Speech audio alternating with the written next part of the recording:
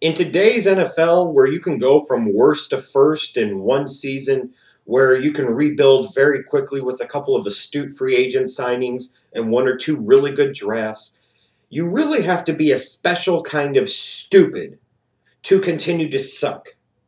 But the Cleveland Browns are indeed that very special kind of stupid that you just don't run into every day. Now, as Sunday came along, week 17 of the 2013 NFL season, I was wondering what coaches were ultimately going to get canned, what coaches might get saved, what have you. But the one that kind of jumped out of nowhere to me and surprised me, even though it shouldn't, was that all of a sudden, come Sunday morning, there was all this talk and buzz about Chudzinski in Cleveland and his job not being safe, and the fact that the Browns organization might indeed fire their head coach that they just hired this year. So after they lose to the Steelers on Sunday, I guess you got the sense of impending doom with the way the snowball was rolling downhill, that the Cleveland Browns were indeed going to fire Rob Chudzinski as their head coach after one season at the helm. This really takes a special kind of stupid. The Cleveland Browns, since they came back into existence in 1999, have predominantly been bad. They've been a poorly run, poorly managed organization. They failed in the draft consistently. They failed with their coaches. They failed with their general managers. Their ownership has been failures. Everything about that organization has been failures. One of the key components of the Browns continuing to suck and continuing to not get better and continuing to not figure it out is the fact that they go through coaches like water. All this time, their coaches make it 2 years, maybe 3 if they're lucky, but then mostly 2 years, and then you make a change. And not only usually do you make a change in coach every 2 years, but you make a change in general manager. I was thinking, if nothing else, that the Cleveland Browns were going to sit there and say, here's our team president, here's our general manager, here's our head coach. Let's give this 3, 4, maybe even 5 years and see what we can make of it. But no, the Cleveland Browns and their 3 stooges of stupid, Haslam, Banner, and Lombardi, have decided to repeat history again. Because that history has been so good to you in the past, right? You've decided after 1 year that that was all you needed to know, and that's all you needed to see. And you were going to fire your head coach, Rob Chudzinski? On what planet and what football universe does this make absolutely any fucking sense at all? How are you ever going to get anywhere if you never have a guy at the top that the players can actually get used to, they can buy into, they can believe in, they can build a respect for, they can know that there's going to be some consistency at the top in the vision, the mission, and the direction? If you're changing the coach every year or two, that's never going to happen. Because now you sit there and go into another offseason with yet another head coaching search, and you're going to basically be starting all fucking over again. How hard is it to get it? You interview some coaches, you find your guy, and you stick by him for the next several seasons and see what that guy can do. Actually give him a chance. Even if Cleveland Browns fans and even if people in the Browns organization did not like Rob Chudzinski, how in the hell do you know what this guy could have even done if he only coached for 1 season? And mind you, by the way, for the special stupid idiots, the 3 stooges of stupid, Haslam, Banner, and Lombardi, let me clue you in on a couple of things. Number 1, how many coaches were really going to get marked dramatic improvement out of their teams with having to start for most of the season Brandon Weeden and Jason Campbell? Remember, at one point in time, your team was like 3-2, if I remember correctly, when Brian Hoyer was the starting quarterback. They looked okay. They weren't going to be great, but they were at least respectable and competitive in every game pretty much. And then Hoyer goes out for the year with a knee injury. And Chudzinski has to go with either Jason Campbell or Brandon Weeden. Did Rob Chudzinski draft Brandon Weeden? No, he didn't. He loses his starter. Who in the fuck in the NFL is going to win with Brandon Weeden and Jason Campbell as their 2 starting quarterbacks? And you're all that surprised about the finish that you had to the season?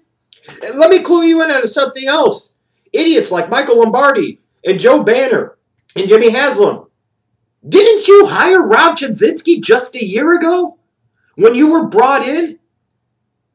If I was a Cleveland Browns fan, I'd say, wait a second, what the fuck's going on here? So Chudzinski and Lombardi didn't get along? Didn't Lombardi do his due diligence? Didn't he go through the proper vetting procedures? Didn't he? Because he's the one that ultimately hired him. He's ultimately the one that sat there and, put this team on the field this year with its coach. You can say, well, the team has been drafted in the past, whatever the case might be. Think about it this way. This is the same Cleveland Browns that in 2012 took Trent Richardson with the 3rd overall pick. They traded up, gave up several other picks to the Minnesota Vikings to move up one spot to take Trent Richardson. So that way, a year later, Lombardi and Banner would sit there and trade him away to the Colts for a 1st-round pick. Now, if it was any other organization, you might sit there and say, hey, that was good. Richardson's been a bum and a bust so far. They got an extra 1st-round pick out of this guy. They're rectifying a previous wrong. That's terrific. Unfortunately, when you look at the Cleveland Browns, you say, oh, you got 2 1st-round picks. It's not going to matter because they'll screw it up. And how can you argue with it? Look at this organization's history since 1999. Quick story here. Back in 99, they hired Chris Palmer to be their first head coach when they came back into the NFL. That was their first mistake. Chris Palmer. Just think about that for a second. And then, when they sit there and they're going through that quarterback class of 99 and they're evaluating their draft prospects at quarterback because they know they need a quarterback and it was supposed to be, allegedly, a really good quarterback class, they were deciding between Tim Couch and Achilles Smith because they eliminated Donovan McNabb early in the process. That right there, to me, crystallizes everything that the Cleveland Browns have represented the past 15 NFL seasons. They were deciding and had trouble deciding between Tim Couch and Achilles Smith and decided very early on in the process that Donovan McNabb was not their guy. Oopsie daisies. And everything else since then has been primarily oopsie daisies. And one of the biggest problems you have as an organization is you never get a vision, you never get a direction, you never get on a proper intended path if you're changing the captain of the ship every year or two. How are you ever supposed to find out if players can work in a system? How are you ever supposed to find out if a system's going to work? How are you ever supposed to find out if a way and an approach is going to work if you're changing the guy running the helm every fucking year? And this would be something else if you were sitting there and you were hearing rumors about the Cleveland Browns going after somebody like a Bill Cowher. Or maybe even somebody, at a second level like a John Gruden. But reports are sitting there indicating that Michael Lombardi is continuing this incessant man crush on frickin' Bill Belichick, that the number one candidate they have for this job right now is Josh fucking McDaniels. Is this not the same fucking Josh McDaniels that went out to Denver and fell flat on his fucking face that thought Tim Tebow was worth drafting in the 1st round of the 2010 draft? The same Josh McDaniels, right? So now, Browns fans, I'm not a Browns fan, but I'm speaking for Browns fans here. I confidently believe that. Browns fans are supposed to buy that Josh McDaniels is the right guy for the job, Michael Lombardi. They're supposed to believe that this guy who fell flat on his fucking face in Denver and created a train wreck and a disaster out there goes to New England, gets to work with Tom Brady. Oh, that makes him ready again. So you're going to bring him in to be the next head coach of the Cleveland Browns. Really? How many of those guys from the Bill Belichick coaching tree have really had that much NFL head coaching success? The Cornells, the Manginis, the Josh McDaniels.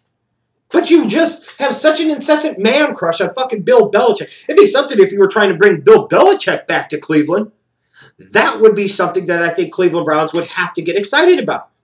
But not one of his young stooge assistants that really doesn't have any power, that really doesn't do anything. And the last time he was a head coach, he fell miserably and fell flat on his fucking face. You look at what Chudzinski was able to do. Jordan Cameron have a breakout year. Josh Gordon missed the first 2 games of the year due to suspension and still led the NFL in receiving yards. Now, heading into 2014, you've got a number 1 wide receiver and you've got a number 1 tight end. 2 things you didn't clearly have established heading into the 2013 season. But Chudzinski was that bad. This is the same thing here. This organization, Michael Lombardi, clearly doesn't have a fucking clue. Clearly does not. And I defy Michael Lombardi to prove me wrong otherwise. Because you bring in an offensive-minded head coach, and you need to totally start over. And the first thing you do in the draft, because you're fucking stupid, is you take a pass-rushing outside linebacker in the top 10. So you didn't even give the new head coach the personnel and the players that he needed to succeed on the side of the ball that he has more knowledge and understanding of. I said it before the year that taking Barkevious Mingo, whether he turns out to be a good player or not, Still represents everything that's wrong with the Cleveland Browns. It still represents how stupid they are as an organization and how dumb these three stooges of stupid truly are in Haslam, Banner, and freaking Lombardi. And they prove me right. And then they'd sit there and trade away his best running back with them having to kick the tires on options like Willis McGahee and Whitaker and Baker and Obagiana or whatever the fuck his name is. And you expect any head coach to succeed in that situation? It'd be one thing if Rod Chudzinski was hired in by the previous regime. Then I could get it. You'd want to go with your own guy. You'd want to sit there and ride or die with your own guy, not take your chances with somebody else's dude.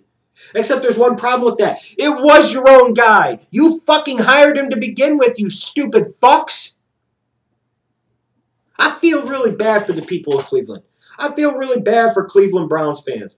On the one hand, they never gave Art Modell the stadium he wanted, so he took his Browns, made them the Baltimore Ravens, and they've won 2 Super Bowls since. So in a sense, I could sit there and say the Browns deserve exactly what the fuck they get. But really, truly, the Cleveland Browns fans don't deserve this. After 15 seasons, the Cleveland Browns feel like still an expansion franchise. They still don't get it. They still are poorly run and poorly managed. And they're going to turn to a guy like Josh McDaniels potentially to be their savior? Wow. And I thought I had it bad as a Bears fan. It's not great to be a Bears fan, but it's sure a hell of a lot better than being a Browns fan. This organization is stupid and ridiculous. You've got a crook of an owner, a president who clearly doesn't know what the hell he's doing, and a general manager who just spent several years in charge or doing things in the media on the NFL Network. Oh, let's remind you, Michael Lombardi was one of the key orchestrators of running Bernie Kosar out of fucking town in Cleveland in the mid-90s. That's the guy they brought in to be the general manager? Because he had such a great track record, right? Wow.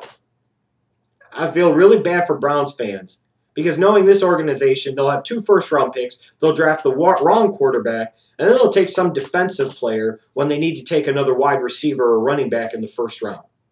That's what this organization does. That's what this organization will continue to do here into the future. It's obvious to me at this point in time that Michael Lombardi is in over his head. Joe Banner has lost his touch, and Jimmy Haslam is an idiot. Sitting there, I hear reports of him walking out of the Steelers game with 6 minutes to go. What are you walking out of the game for? Were the feds knocking on your door? You're the one that brought in Joe Banner. You're the one that signed off on Michael Lombardi. You're the one that signed off on hiring Rob Chudzinski. It's not even good business. You still owe the guy like over $10 million in his contract. So you're paying a guy over $10 million to go away. Does that make any fucking sense at all whatsoever?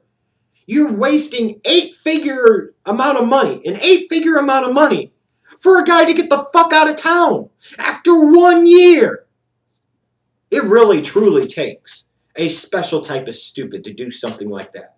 But the Cleveland Browns, time and time again, with their three stooges, of stupid in Haslam, Banner, and Lombardi, prove they are indeed just that very, very, very, very, very, very, very special kind of stupid.